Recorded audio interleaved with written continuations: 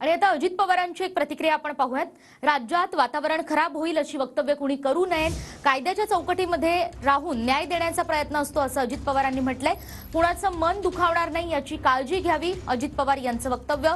भुजबळांबाबत अजित पवारांना जे प्रश्न विचारण्यात आले त्यावर अजित पवारांनी ही प्रतिक्रिया दिली आहे। भुजबळांना विरोधकांकडून हेतुपूर्वक टार्गेट केले जाते। त्या संदर्भामध्ये आम्ही सांगितलं की एकंदरीतच आता सगळ्यांनी महाराष्ट्राचं वातावरण खराब होईल अशा प्रकारचं वक्तव्य कुणीच करू नये। हे जे काही वाचाळवीर काही बडबडत असतात, जर कुणी कुणाच्याबद्दल चुकीचं बोललं तर ते समाजाला पण अजिबात आवडत नाही। प्रत्येकाला संविधानाने आपली आपली भूमिका मांडण्याचा अधिकार डॉक्टर बाबासाहेब आंबेडकरांनी आपल्याला दिलेला आहे संविधानाच्या माध्यमातून, परंतु त्या अधिकाराचा वापर करत असताना कुणाची मन दुखवणार नाही।